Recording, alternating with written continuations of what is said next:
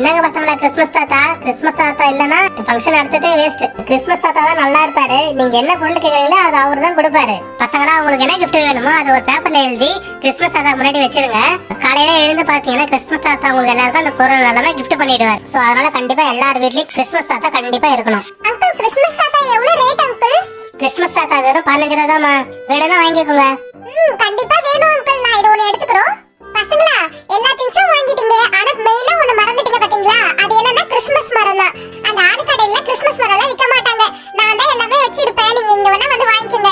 இது வீட்ல வச்சாதான் கிறிஸ்மஸ் மாதிரியே அழகா இருக்கும். கிறிஸ்மஸ் அன்னைக்கு வீட்டு வாசல்ல மரம் வச்சு அதுல பால்லாம் தொங்க விட்டாதான் பார்க்க அழகா இருக்கும். வீடே பார்க்க ரொம்ப அழகா தெரியும். நான் கூட வச்சிருந்த பசங்களா, ஆனா இப்பதான் ஒரு அம்மா வந்து வாங்கிட்டு போயிட்டாங்க. பாக்க அதோட ரொம்ப சூப்பரா இருந்தது தெரியுமா? சாரி பசங்களா, இதுக்கு மட்டும் காசு கொடுத்துருங்க. நீங்க அந்த கிறிஸ்மஸ் மரத்தை அந்த ராணியம்மா கட்டிலே வாங்கிக்கோங்க. சரிங்க அங்கிள். இதுக்கு மட்டும் எவ்வளவு ஆச்சுன்னு சொல்லுங்க. இதுக்கு காசு பே பண்ணிட்டு மரத்தை அந்த கடையிலே போய் வாங்கிக்கிறோம். இதுக்கு மொத்தம் 85 ரூபாய் ஆச்சுமா. 85 ரூபாய் மட்டும் கொடுங்க. இந்தாங்க அங்கிள் காசு. ரொம்ப தேங்க்ஸ் அங்கிள். நீங்க திங்ஸ்லாம் ரொம்ப கம்மியா தான் கொடுத்தீங்க. எல்லாமே கம்மி விலையா தான் இருந்தது அங்கிள். நான் கண்டிப்பா நெக்ஸ்ட் டைம் வருவேன். Bye uncle. ஆன்ட்டி மரம் எங்க இருக்கு? தோ இருக்கு. இந்த மரம் தான் சொல்றீங்களா ஆன்ட்டி? ஆமா பசங்களா, இந்த மரம் தான் சொல்றேன். பாத்தீங்களா எவ்வளவு அழகா இருக்கு மரம். இந்த மரத்தை கிறிஸ்மஸ் முன்னாடி வீட்டு வாசல்ல எடுத்துட்டு போய் வைக்கணும். இந்த மரத்தை பார்த்தா தான் நீங்க கிறிஸ்மஸ் செலிப்ரேட் பண்றீங்கன்னு மத்த எல்லாருக்குமே தெரியுமா? அது மட்டும் இல்லாம உங்க வீட்டுக்கும் வருவாங்க. நீங்க மறக்காம எல்லாருக்குமே கிஃப்ட்டும் கொடுக்கணும். இந்த மரம் பார்க்க சூப்பரா அழகா இருக்குப்பா. ஆனா நம்ம கையில வெறும் 25 ரூபாய் தான் இருக்கு. இப்போ என்ன பண்றது?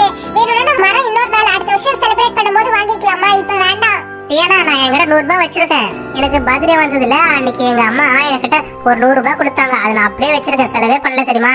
இந்த பணத்தை இப்ப எடுத்துக்கிட்டியானா நம்ம அப்புறமா ஷேர் பண்ணிக்கலாம். சரிங்களா? அப்புறமா ஷேர் பண்ணிடுங்க. இல்லைன்னா எங்க அம்மா என்ன திட்டுவாங்க. சரி ஜாக்கி, கண்டிப்பா இன்னைக்கு ஈவினிங் போய் அம்மா கிட்ட காசு வாங்கி நாங்க ஷேர் பண்ணி உங்களுக்கு கொடுத்துறோம். இப்போ அந்த காசை எடு, நம்ம கிறிஸ்மஸ் மரம் வாங்கிக்கலாம். இந்த கிறிஸ்மஸ் மரம் வீட்டு வாசல் முன்னாடி வச்சதா ரொம்ப